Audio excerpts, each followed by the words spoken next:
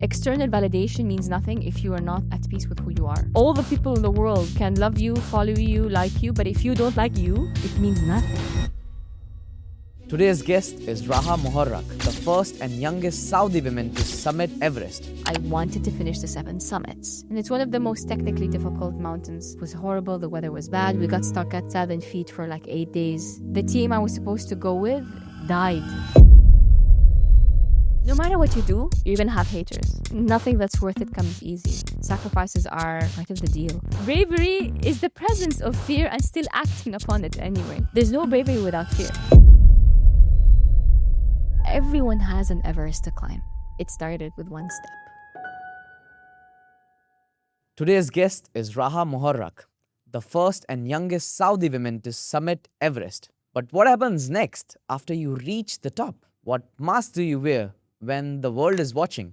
And what does it take to take them off? This isn't about climbing mountains, it's about the masks we wear, the ones we are forced to put on, and the ones we are terrified to take off.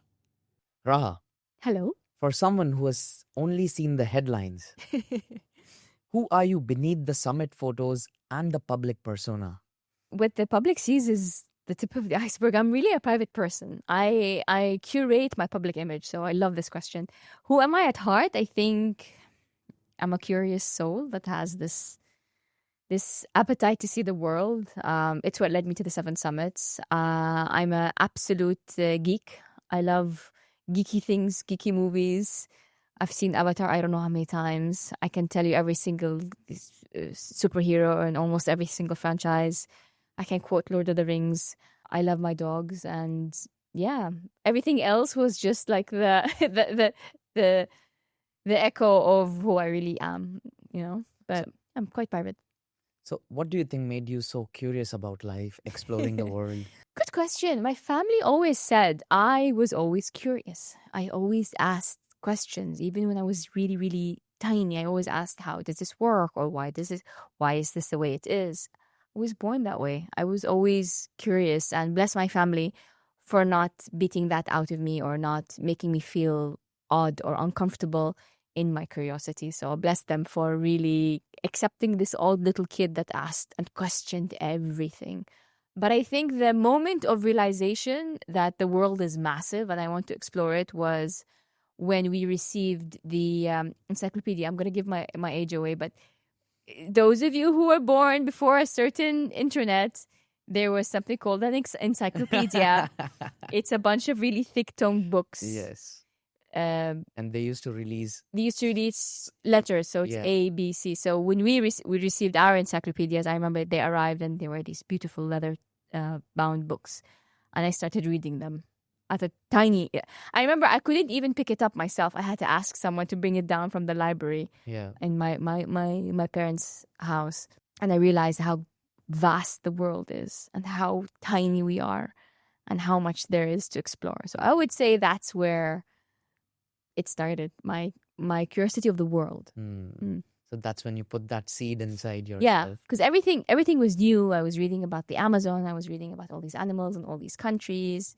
And that's why I think when mountaineering later came in my life, it felt perfect. It felt like the right. And what were you doing at that specific moment when you had an idea of climbing the summit? Which one? The first one? The first one. Really, really random. Really random. We were sitting, it was a Ramadan tent. Ramadan tents, usually you sit around people you know, sometimes it's friend of friends. And the girl next to me was just saying she's going to climb a mountain over there, it'd break. And that's how it started. And it was so funny because she said, oh, I'm going to climb Kilimanjaro. I thought Kilimanjaro was a fruit. I had no idea. It was actually a mountain in Africa. I had no idea it was a fruit. I thought it was a fruit. And that's where the idea came into my mind. I thought people climb mountains, even though they're not mountaineers. Like this is a thing people do. And that's where it started. It was one of the most random things in my life. She wasn't even talking to me. She was just saying. Yeah, and you were just hearing it. Yeah. Wow. Yeah. And what was the first mountain you decided to climb then? Kilimanjaro. Yeah. Not the fruit. Not the fruit, because for the first time, even when I heard Kilimanjaro, I thought it was a fruit. I really thought it was a fruit. I was like, this must be some weird destination, What is but it this? doesn't. Yeah. Yeah. But it's magical. Yeah. Kilimanjaro is magical. Tanzania is magical. So it really, you either fall in love with mountains or never do another one again once you start. Yeah. But that's in one of my agendas as well, that I want to start with Kilimanjaro and then I'll see But whether look, I want. I wouldn't advise to start with Kili. Start with hiking here. There's a lot of really beautiful locations regionally. First, start with that because Kili, although is packaged as the first one you do, it's quite challenging and it's quite grueling. And I don't advise you to start with Kili because it's not an easy one. Makes sense. But it's not an easy one at all. Yeah. I came across a study from the Women's Sports Foundation that found 87% of female trailblazers feel more pressure to be perfect and inspiring than their male peers. Raha, did you ever feel like you have had to be perfect for the world? Let me explain something to you. I'm the youngest of 3. Okay. My eldest sister, I have a sister and a brother. My older sister is beautiful, charming, smart. She's just amazing. My older brother as well is witty, charismatic, social. And then you had me. I was awkward, geeky. I had braces, headgear, retainers. I had horrible skin. I resembled a boy than a girl growing up in my teens. I was an oddball. So I accepted very early on that I'm not perfect. And I made peace with myself that I'm not perfect. I never really strive to be perfect because I don't think it's real. But I did fall under the pressures of the public eye. I did fall under the pressures of people being mean and bullying me. I wouldn't say I ever thought about being perfect, but I thought about improving myself and making myself better and finding a way to bring out the better version of myself. Perfection is something you strive for, but it's not something you really achieve. We're human. Right. We're not meant to be perfect. Yeah, I think I can relate to you a lot on this because while growing up, I experimented a lot of things. I tried a lot of things and I used to feel awkward and weird when people around me used to make fun of me. Later on, now when I look back, I was like, okay, that was good that I tried at that time. That's what brought me here now. Yeah. And it was such a good and early realization for you that you were not striving for perfection. Really early. Yeah. You were just focused on improving yourself 1% at a day at a time. Yeah, and I wanted to be the smart one, the kind one, the empathetic one. Like that's what I accepted that I would never be like them. So I thought, what else can I do? Maybe I can be more well read or be more interesting, and that I know now. Maybe you might not see that awkward girl with with bad teeth and bad skin and fluffy hair that doesn't want to listen. But deep down inside, I'm still that girl, and I think it's made me more human. It's made me more real. Yeah. You mentioned empathetic. How does someone make themselves empathetic? It's a very simple trick. Put yourself in the other person's shoes. I mean, if we all tried a little bit more to feel for others, just genuinely, as ironic and cliche as it sounds, just put yourself in that person's shoe. Try to be more human and more understanding when someone is going through something, or we all have bad days. Yeah, we've all lost our temper, but I feel like after COVID, people have become really, really less empathetic and more mean. Why do you think so? I don't know. I think the masks are off. I think COVID kind of brought out the best and the worst of humanity. I think I still believe in the good of people, but I think a lot of people have stopped caring. So about others, I think the society has become very me oriented, which is normal. It's part of being human. You want the better for yourself, but not at the expense of someone else. That's where you should draw the line. But I think people have become very mean and shallow as well. I think that people have gone more deeper after COVID because they got to spend a lot of time with themselves and their closed ones. True. I would say two things can be true. They've become deeper, but I also feel like it's made people less tolerant. Both. Yeah, both are true. So everyone knows you as the first Saudi woman on Everest. Yeah. But what's the part of your story that never makes the headlines? I think my volleyball career. I think people don't realize that I played beach volleyball for Saudi Arabia and was one of the first females to play beach volleyball for Saudi Arabia. I won regionals. I got gold, and then I got silver the second year, and I think I'm the longest beach volleyball female athlete in Saudi. So Wow. even though I retired competing, Yeah. I still play, and it's my passion. Wow. And I actually came today with my volleyball bag because I have a game after this. But a lot of people don't realize that my first love is beach volleyball. Wow. When did you started playing beach volleyball? I would say over a decade ago. And what got you into this sport? I live in Dubai. I was always in the beach. I always Yeah. liked being in the beach. In university I played indoor a little bit, and that's kind of how it started. I like the social aspect of it as well, and I like that it's in the beach and it's barefoot. Yeah. It's barefoot. I finally tried paddle. It's fun, but I hated that my feet were in shoes. Okay. I have blisters from shoes because I don't compete in shoes. So it was really funny me walking in with shoes. But there's something about your feet being grounded in the sand and the connection you have with your one partner. Yeah. Beach volleyball has that because it's 2-on-2. Yeah. It's very special to me. It's physical, but it's also very mental. It's a physical game, but it's also a very mental game. You need to anticipate where you go. So when I play, I feel like I'm practicing everything. My mind, my emotions, physicality. So I never looked at beach volleyball from that perspective. no one's You just unless you play. Yeah, unless you play. Plus, you playing barefoot, so you're more connected to the ground. Yes. You're doing the grounding. And you fall on the ground. Yeah. You fall in the sand. Yeah, there's sand all over your body. Yeah. You are playing next to the sea. Yeah. You keep hearing that sound of Exactly. the waves. Anyway, it's a beautiful. I'll show you the video. Last week, the sky was red and pink and Wow. purple, At the time of sunset? and we were playing at sunset. Wow. Yeah, I posted about it, and everyone was commenting, and that's to me the beauty of the sport. If you find a sport that speaks to you, because I love the beach, I love the ocean, I love the sea. So, yeah, that's what beach volleyball is to me. Yeah, and I think Dubai have one of the best sunsets during the Winter, winters. stunning. Yeah. Yeah. At one side, you will see the sun going down. At the other opposite side, you will see the moon coming It's so out. beautiful. It's so beautiful. Yeah, it is. So, what mask did you have to wear to convince your family or even yourself that you belonged on that mountain? I don't wear any masks. No, it's not who I am at all. That's my greatest gift and my worst curse. I don't know how to wear any masks. So I went head on to my family. I wanted to climb this mountain, and they were very much opposed to it. So there's no mask. There's very much straightforward face to face. And they said no straight away. Of course, my father was like, no. Then what did you do? I convinced him. Lots of conversations. He saw the sacrifices I made.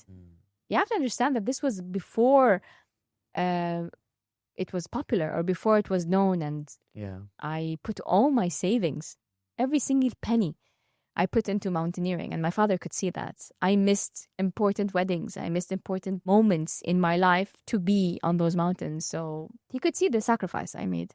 How much do you think sacrifices are important to do what you want to do in life? Nothing that's worth it comes easy, and sacrifices are part of the deal. I missed important moments, and I was stressed and tired and broke. I went broke. A lot of people don't realize this, but I went broke. Halfway through my career, I went completely broke. Yeah. Thank God I was living in my parents' house. I was completely broke. The last cash I had was I bought my boots and I think one plane ticket to go train. The amount of time away, like I said, and the amount of effort you put in and the amount of stress and physical price you pay.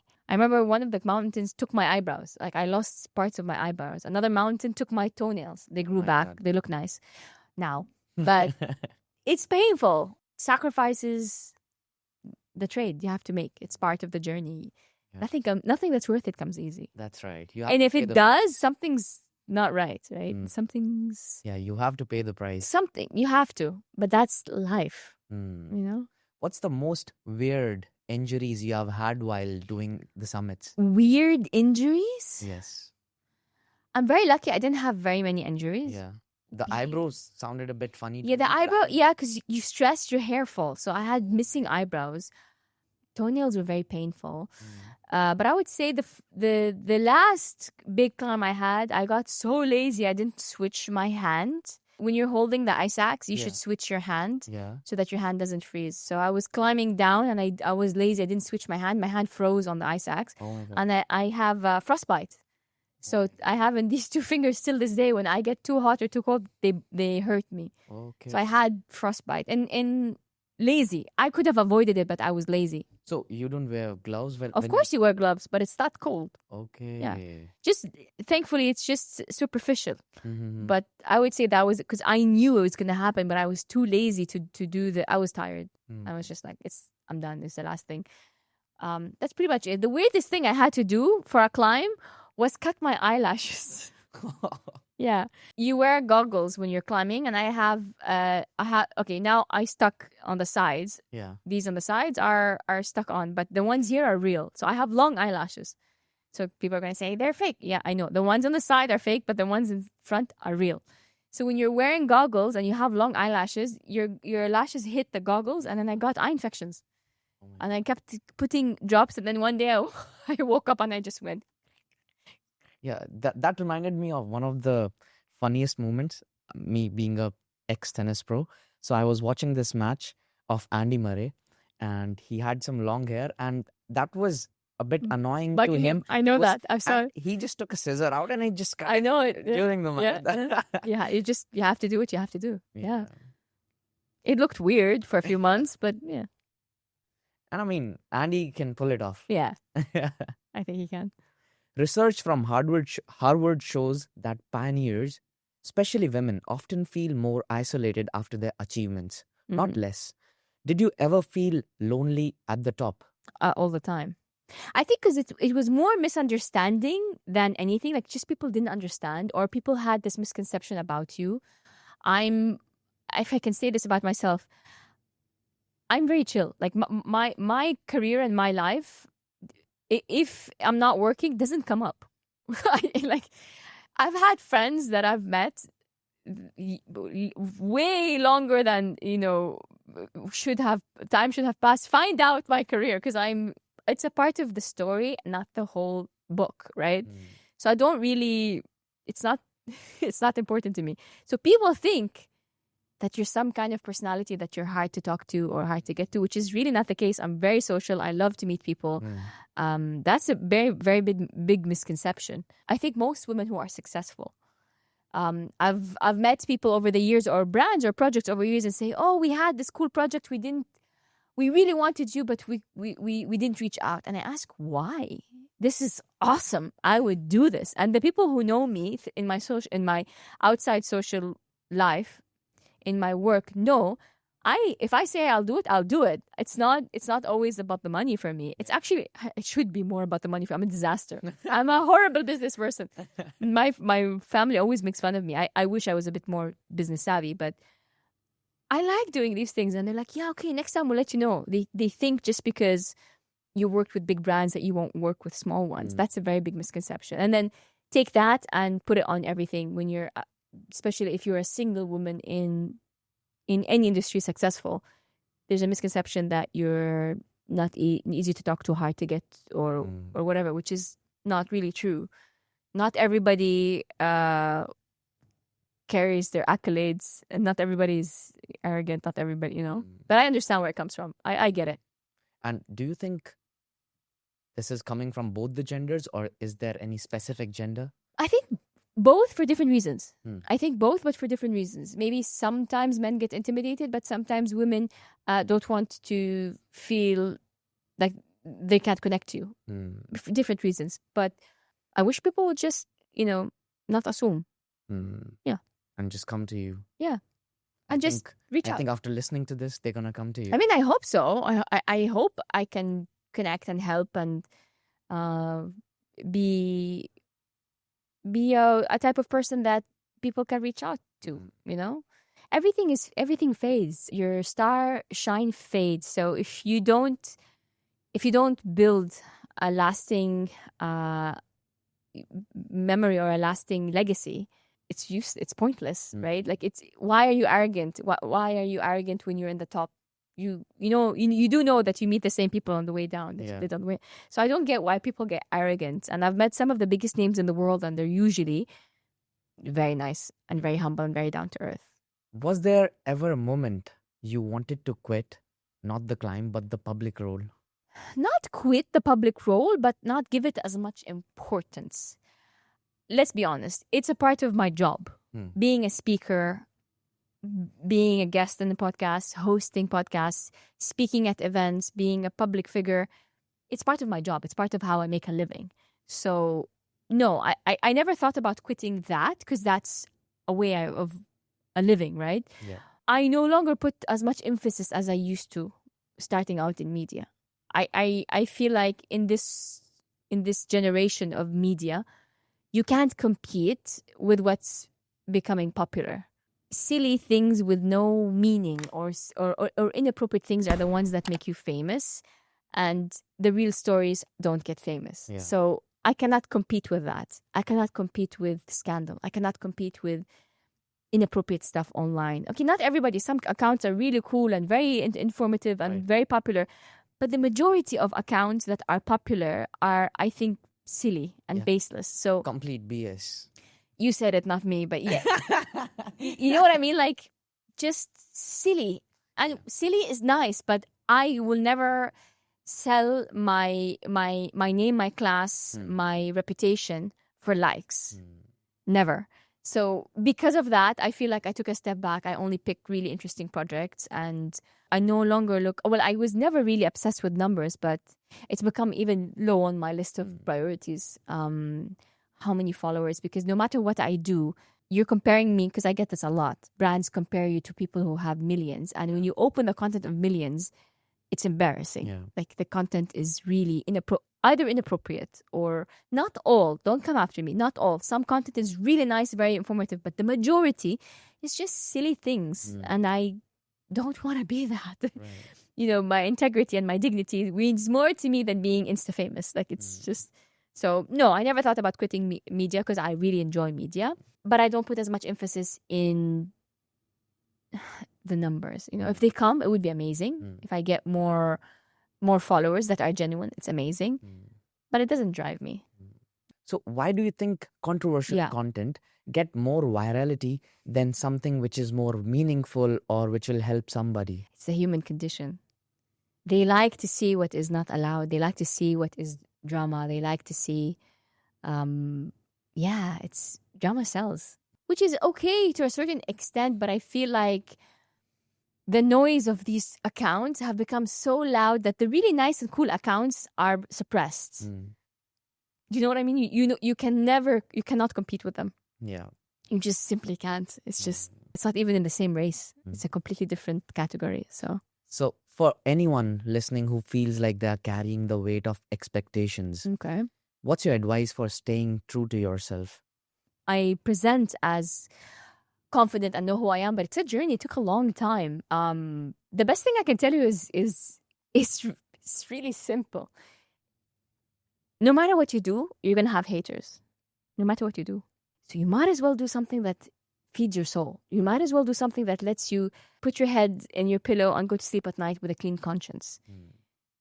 Don't do something for others. Don't play for the masses, because in reality, it's fake. It's not real. In a world where everything is judged, make sure that when you judge yourself, you're at peace. Yeah, I've been hooked onto this song lately a lot. So there's a song by Karan Aujla. It's called At Peace. Okay. And the meaning of that song is, the whole world, let them turn their backs around you. Yeah. But you just do you. So basically, he's saying the world will turn you back, so be at peace with who you are. Yeah, be at peace with who you are. Absolutely. And God will be happy. Listen, there's this bad programming that's happening the last couple of years with social media. External validation means nothing if you are not at peace with who you are. All the people in the world can love you, follow you, like you, but if you don't like you, it means nothing. You really have to be able to look yourself in the mirror and love who you are, with all the flaws. Right. And it's not the same every day. I don't wake up every day with the same motivation. It's if you are, then you're on something. But I make sure that no matter what, I'm at peace with who I am. I'm at peace with where I am in life, and not be empty-eyed. I don't know what this translates in English. In Arabic, we say empty-eyed, عين فارغة, which means your eyes are empty. No matter what you see, you're never satisfied. No matter what you have, you're never satisfied. That comes from lack of appreciation, just being grateful for what you have. So stop looking at others. Stop comparing yourself to others. And just be grateful. The moment you feel like you're jealous or you want something or someone else, remember how much you have that other people are jealous of. So be grateful for what you have. It will help you see the world in a much clearer way. So when was the first time you got introduced to the idea of gratefulness or the gratitude? You know, I'm very fortunate that I've been to, 80 something countries. Very fortunate. Wow. Very lucky. Yeah. And I realized that the level of pain or hardship depends on where you're from or how you grew up or the card you were dealt in life. My difficult day is someone else's paradise. I'll say that again. My difficult day is someone else's paradise. 100%. So that really made me think, wow, I'm complaining about this when others can't eat or others have loved ones they've lost. So be grateful. Yeah. So coming to what you said earlier, like accept the way you are. Mm-hmm. How do you balance being Raha the person with Raha the public figure? Very clear line. Very, very clear line. I don't talk about my private life in public. I don't show my private life in public. They are the same person, just different lenses. I don't have a persona. I don't pretend to be someone else. I just filter what I share in public. So I don't really need to manage. They're the same person. But do you feel pressured sometimes? Not sometimes, all the time. I feel pressured all the time that I see people who are gaining much more followers because they're sharing their private life.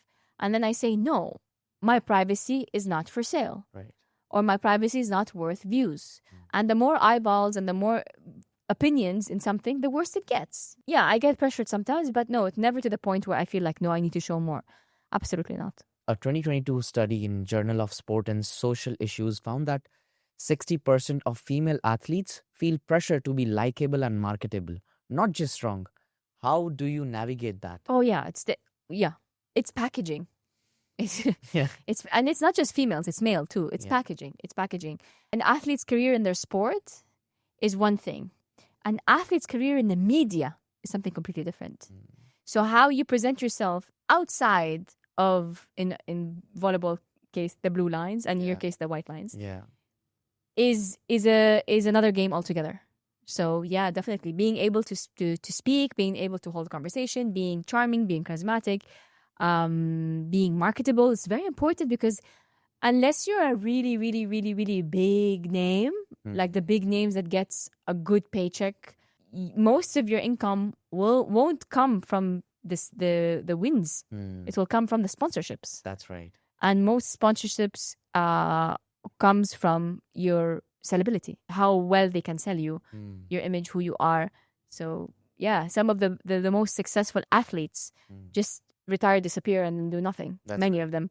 But the ones that have a legacy and have become successful beyond their career, because come on, athletes don't have a very long career. That's right. Maximum, it's in your 40s, maximum. That's right. Maybe, unless you're Buffon and you play until, I don't know who you played, and professionally until, God knows, the Italian goalkeeper played, or the Japanese footballer who's, I think, in his 50s now, for example. You need to have a plan B. And media is excellent. So it's super important. But don't sell yourself out. Don't try to be something you're not. People will really easily know when you're being sincere and when you're being fake. So don't sell yourself out. Be authentic, but be smart in how you package yourself. And how do you decide what to share and what to keep private? I think it's very obvious what's private. Personal things, conversations. Even when I'm sick, I don't post about it, because a lot of people post about them being. I don't. Even my private wins, I don't post about, unless it's public, unless it's a public thing. I don't post. So yeah, I kind of have this innate filter. I know what I can and cannot share. It's just a feeling. If I feel like this is too invasive, then I won't share it, Hmm. you know? For someone listening who feels like they are living two lives, one public, one private, what's your advice for not losing themselves? Actually, that's the best thing, to not lose yourself. To have two lives, that's the best thing. The fact that you have two is the best thing. When you have one and everything is melted into each other, then that's the problem. So if you feel like you have two lives, you're doing it right. That's correct. So one screen life, one private life. Yeah, just because you can, I don't believe you should share everything online. I think it's not mentally healthy, and it's not safe, and it's invasive. So if you feel like you have two lives, keep going. Just learn how to balance them well. After Everest, you faced a new kind of challenge, finding purpose and identity beyond the summit. What was your lowest moment after Everest? Did you ever feel lost or like you had no idea who you were anymore? Good question, but it wasn't after Everest. I think it was after I finished the 7 summits. Okay. It was during COVID. Yeah, I didn't know what I wanted to do. I'm still going through this wave of I'm not sure what I want to do, because I'm a very active and a very hyper person. But I'm going through this phase now of trying to figure out, and I finally found what I wanted to do. So it's a process, and if you're like me, you don't know how to just sit. You don't have that ability. I can do it for a few days. Like I can if there's a TV show that I want to watch, then I can do it for a few days, but that's it. I can't sit down and do nothing for long. I just can't. It's hard for me. This summer was really hot. We traveled, but there was a chunk of the summer that I didn't travel. I bought the N2 Nintendo Switch, and I played Zelda. And everyone knows Zelda takes weeks to play, so I can't just sit. But yeah, it took me a while to figure out what I wanted. And that's when if I can say I was lost, it was then. Trying to see what's my next, air quotes, mountain or my next summit. That's very relatable to one phase of my life also, when I got severely injured in my pubic joint. And I was playing tennis professionally. I left my job. I was serving Indian Navy. I used to play for them. And I left Navy just to play tennis. I got injured severely and I'm like, okay, now what to do? So in the initial month of injury, I was just watching Game of Thrones, and I finished the whole 8 season in just less than a week or 10 days. I've done that. Yeah. And I mean, I am also someone who doesn't like to sit stable because I just start feeling depressed after. Yeah, I just feel like I need to do something. Yeah. I'll get up, I'll organize the house. It's just how I am. Yeah. But I think these moments are healthy to reassess, to give your body time to rest, because I was on the go like crazy. So it's okay when you don't know what you want. It's okay. But I think I'm totally opposite here. I won't fix the home. I'll just go somewhere outside. Oh, I love organizing. Oh my God. During COVID, I went back to Saudi and I stayed at my parents' house and I reorganized the entire house. I can't. Wow. Yeah. Organizing and cleaning is my therapy. I love to organize. There's a research from the American Psychological Association shows that post-achievement letdown is common among high achievers. Of course. How do you find purpose after achieving your impossible dream? It's always hard to find something that ignites your soul or neglects your spirit. What's important is not to give up looking for it. It won't come to you like that. It's not something that's like, poof, poof, it comes back. The act of still looking for it is what's important. And with time, you'll eventually find something that speaks to you. So, yeah, it's okay. And how do you look for that? Because I also found myself in that position when I was going through my transition from being pro to figuring it out. To Game of Thrones. To Game of Thrones, yes. So yeah, I mean, how do someone find that? It's hard. I don't have a cool answer for that. I don't, because I'm going through it. I don't have a cool answer for that. My only advice is not to give up looking for that fire. It's okay when you have a lull moment, but don't give up. Don't be like, yeah, I throw in the towel. No. See, inspiration comes in so many different forms and so many different things. So if a door closes, then look for another door. If another door closes, look for a window. And if a window closes, jump on the roof. So just try to find different ways to reach that new goal or that thing that feeds your soul. Because it might not be in the where you're looking. Because when you think sports, well, maybe it's not sports. So in my case, I wanted to do, I didn't know what I wanted. And then finally I decided that I wanted my book. I wanted to write a book. So it's not a physical mountain, but it's a mountain. Yeah. I promise you it's a mountain. So try to have an open mind when you're going through that journey. And keep exploring. And you never know. You never know what lies ahead. You never know. Yeah. But the most important thing is to continue Mm. and to not give up.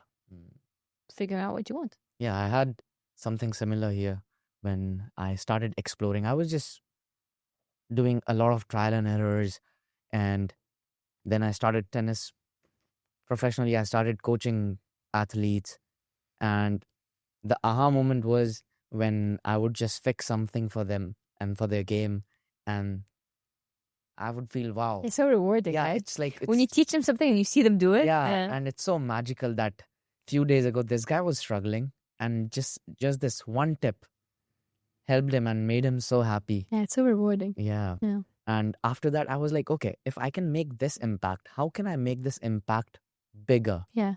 And then on my journey, I realized while writing my thesis that yes, podcast can be that one of those Absolutely. things Yeah. which people can. It's a form of teaching. It's a form of Yes. sharing your knowledge. Yes. So, what's your process for facing fear on the mountain and in life? Can you walk us through a moment when you almost gave up? Denali the first time. I did Denali twice. The first time was horrible. The whole experience was horrible. For the audience who doesn't know where Denali is. Sorry. Denali is one of the 7 summits, and it's in North America. It's in Alaska. And it's one of the most technically difficult mountains from the 7. The first time was very bad. The weather was so bad. The team I was supposed to go with died a week, 2 weeks before I was supposed to go with them. The guide died. Him, an assistant guide, and 6 people. So I was given to another team. I was given to another team randomly. And the team wasn't a right fit for me. The guide wasn't very nice, and it was horrible. The weather was bad. We got stuck at 7 feet for like 8 days. It was horrendous. I got eczema everywhere because I was so stressed. I came back down. I had PTSD for, I think, a year. Even the smell of the down jacket would set me off. And I thought that was it. I thought I was going to give up and not climb the 7th summit because it was the last one I had.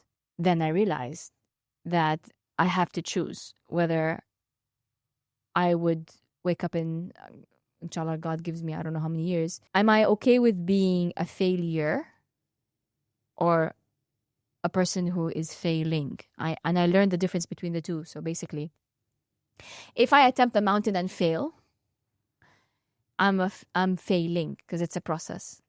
If I don't go to the mountain, I'm a failure. So one's active and one's past.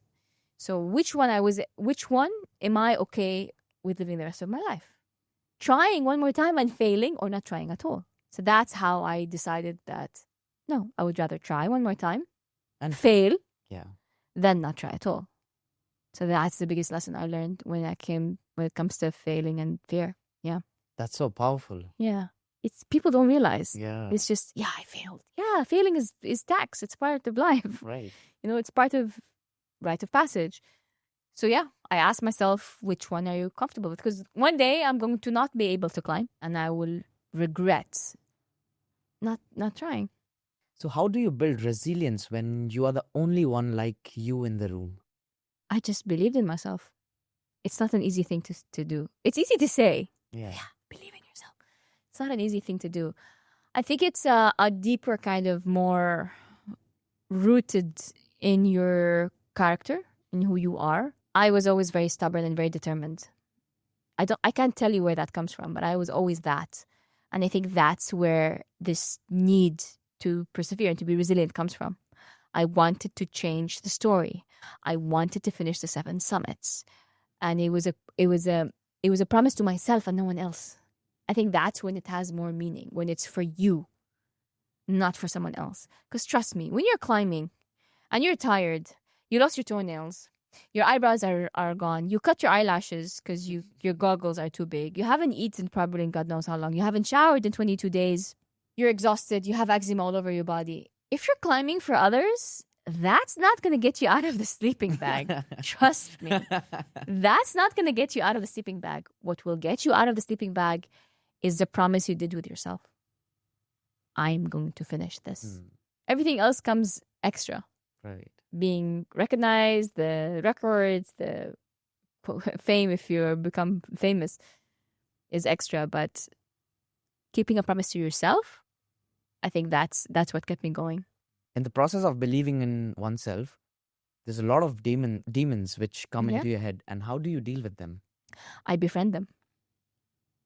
I make them my friends.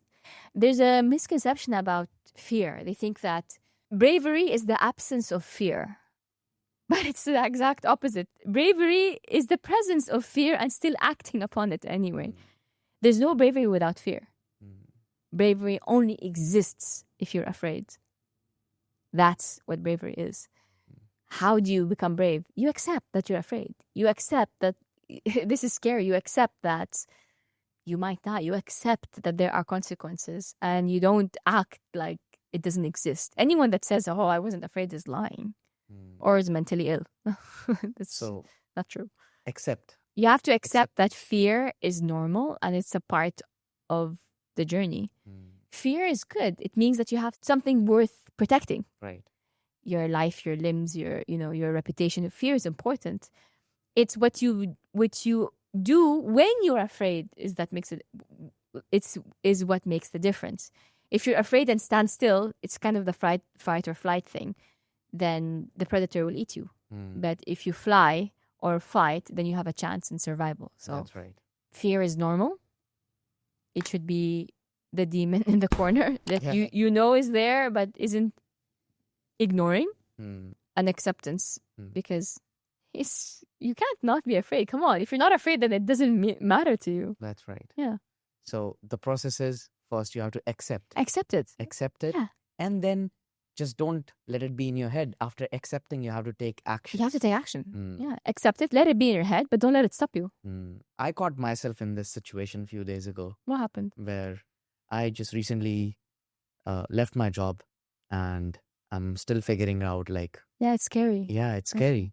While talking to my mentor, they were like, okay, what steps are you taking? Because I was just completely into my head. Okay, what am I going to do? How is it going to work? How am I going to survive? How am I going to make money? Which is normal. Yeah. It's normal. It means that you value what you have. It's normal. And then he's like, what are you doing about it? Yeah. What actions are you taking to solve this problem? Exactly. So for someone listening who feels like an outsider, what's your advice for taking the first step? Stay outside. You don't have to come in. You don't have to fit in. You don't have to be like everybody else. You can do it being you. It's okay. Be an oddball. Be strange. It's okay. All the things that they made fun of me as a kid now define who I am. They made fun of my hair because it was big and fluffy. Now it's stylish. They made fun of my eyebrows because they're big and fluffy. They're stylish. They made fun of my nose because it's sharp. Now I'm recognizable for it. It's okay. Be different. Be weird. Be different. Be odd. Just be yourself. It's okay. You don't have to be like everyone else. It's boring. Being like everyone else is boring. I would rather be, the most authentic me than the cheapest copy of someone else. But there's something really scary happening nowadays. Everyone looks the same? Yeah, especially the kids. Yeah, it's scary. It's really scary for me because I think on their TikToks or on their Instagram reels, it has programmed them to be same. There's no personal touch, that authenticity. True. Not just kids, even adults. What are you talking about? Even adults, yeah. I mean, I think there's a lot of pressure in terms of the standards of beauty now because of social media, and it's normal. Everyone wants to look good. But I think this skewed comparison is the dangerous one.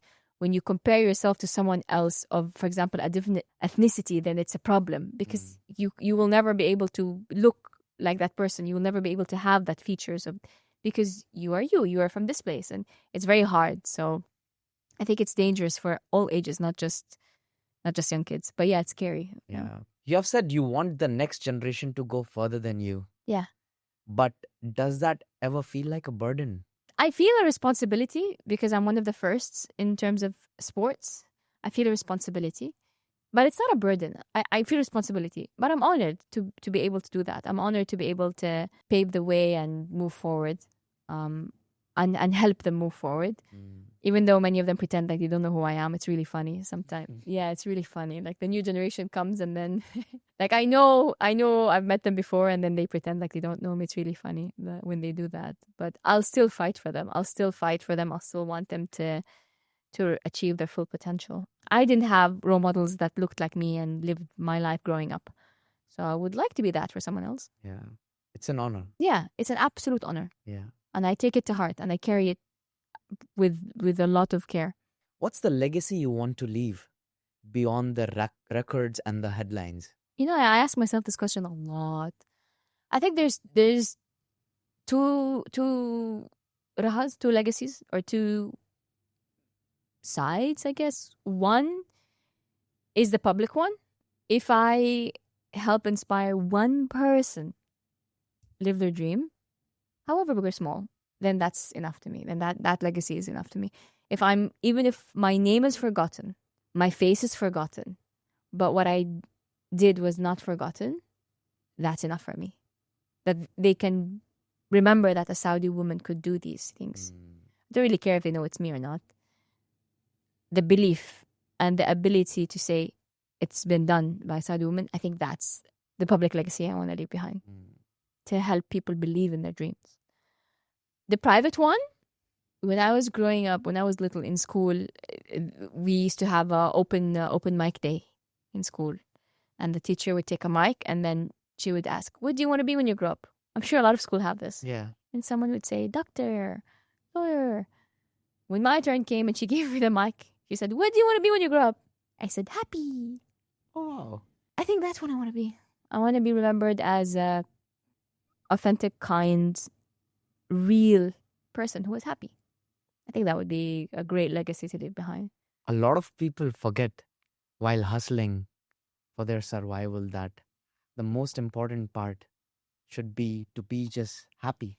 Yeah, happy, and I don't mean happy all the time. I mean content, grateful, like not empty. Yeah. Because do you see it too? I see so many smiling faces but sad eyes. I see that a lot. People who are smiling, and maybe because I'm an empath in my nature. They smile, but I don't see it in their eyes. And that's the saddest thing. You know, people ask me, what's the scariest thing you've ever seen? I would say that. So when people are just smiling, but they're not really happy or content. And happiness is a rare gift these days. And being able to be content with who you are and where you are in life is a very rare gift, especially these days. So, but don't you think it's a choice? It's a choice in the sense of the choices you make in life. But let's be honest, some people have difficult lives. Yeah. And that's not their choice. Some people have very difficult lives. They can't choose anything else because that's the hand that were dealt, that they were dealt. So I can't say it's a choice. No, it's not fair. I would say what they do as a response to the hand they've been dealt in life is a choice. But no, some people have hard lives. So it's really interesting to see how you see the world. Why? No, I mean, because I've been seeing a lot of people talking about happiness, and this is what I hear most of the time, that happiness is a choice no matter what situation you are in. I don't think that's true. But now you're bringing this another perspective, Yeah. another voice in my head, which is making me see that part, yes. Yeah. Because for some, it's actually tough. It's just some just have. It's what if you believe in. I'm Muslim. I believe it's what God was written for them. So it's a hard life. So I can't say it's a choice because it's so condescending of me to look at someone's difficult life and say it's choice. It's very, very heartless. So no, I don't think. I think what you do in terms of the responding is a choice, but no, it's not a choice in terms of to be happy. No, because some people have hard choices and hard lives. Right. Yeah. So what's your next summit, Raha? Literal or metaphorical? I think I touched on it earlier. My dream is to get my book published. Yeah. Yeah. My dream is to write the story of me and my father. He's very special to me. we're going through a hard time with him because he has Alzheimer's now. Oh my God. And he's forgetting the stories. I want to write the book in his honor because he's an incredible father. God protect him. And I think the story might resonate with people. So it's, of course, mountains and seven summits, but also a story about my dad. Thank you so much, Raha, for sharing this courageous, for being so courageous, My pleasure. sharing this. Raha, what strikes me is how you have turned your vulnerability into your superpower. Oh, that's so sweet. If you could challenge our audience to remove one mask this week, what would it be? I love this question. If I can challenge our audience to remove one mask, whatever mask you put on to please others, remove it. People will love you for who you are if they're really your friends or your people. If they can't accept you at your worst, then why are they in your life? And if anyone doesn't accept, then they're not worth it. They're not worthy of showing them your real face. Something struck me when you said that, because I've been seeing this pattern a lot lately. So when people, they try to go over their career, like what they have been doing back in their life, and now they're trying to build something new, I don't see their friends supporting them that much. No. And why is that? I saw a reel recently about this. It says that no one ignores you more than the people around you when you're successful. It's so funny, right? Everyone, and another reel that says everyone supports a social media person until it's someone you know. I don't know why people are like that. I really don't know why people are like that. I think success, whether it's money or fame, shows you your true nature and shows you who is true around you. I'll use money as an example because it's an easy one. So a lot of people say money changed that person. No, habibti. Money didn't change them. Money just showed us who they really are. And who are your real ones? Who are your real friends and who are the real people around you. Don't tell me who you are when you have everything. Tell me who you are when you have nothing.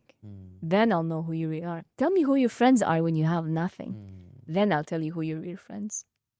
That's the truth. So for anyone listening who's afraid to take that first step, what's your message? I know that maybe not everyone will climb Everest, that's in the Himalayas, but everyone has an Everest to climb. Every single one of us has a mountain that we need to climb. And just like how the real Everest that's in the Himalayas, that's 8,800 and change, started with one step, your dreams start with one step. You just have to have the courage to dream, not listen to all the negativities, and go after it. I know it's so cliche and so easy to say, but it's not easy to take that step. It's not easy to have a dream. And then it's even more difficult to go after it. Take that step. You never know where it would lead. Someone once told me what I was saying, yeah, but what if, I'm afraid what's going to happen? What if I fail? And someone said, but what if you don't? It's a very famous saying.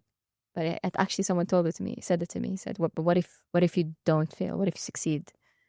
So take that step. You never know where it leads. For me, it led me to the top of the world.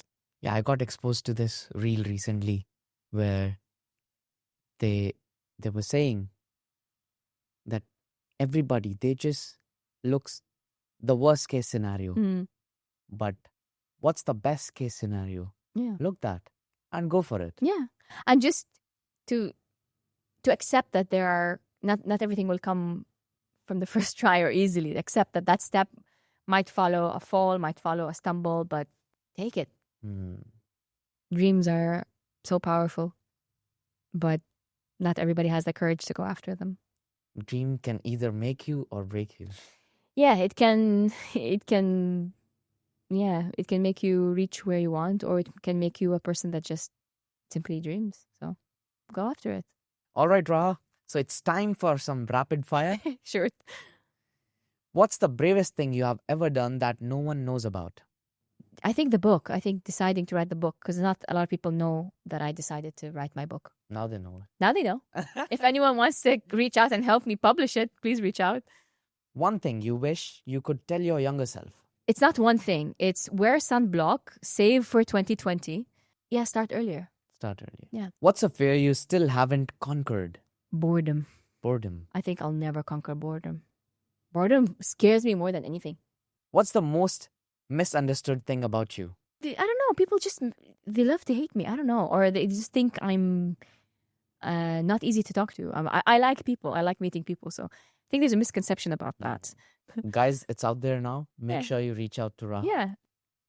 If you could have dinner with any women in history, who would it be and why? My great great great great great grandma. I don't know.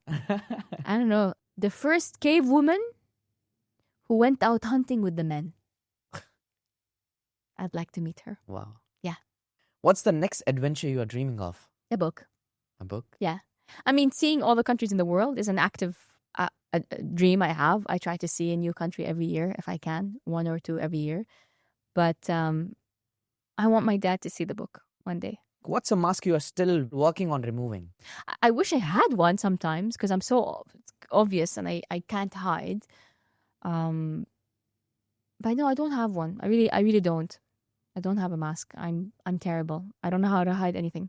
But Raha, what I love about this conversation is how you have shown us that the real summit isn't Everest. No. It's learning to be yourself. True. Even when the world wants you to be something else. Where can people find you? And what's the best way for listeners to support your mission? Thank you. I'm on Instagram. I'm boring. It's Raha Moharrak. RahaMoharrak. And that's pretty much where you can find me. Support by following, interacting with my content. I do a lot of really cool travel content. And yeah, social media is an important tool for being known publicly. And if anyone knows anyone who can help me publish the book, please reach out. Thank you so much, Raha. It was really amazing going back into your stories, sharing about summits and the book and how to be just yourself. The pleasure was mine. Thank you so much. You're welcome.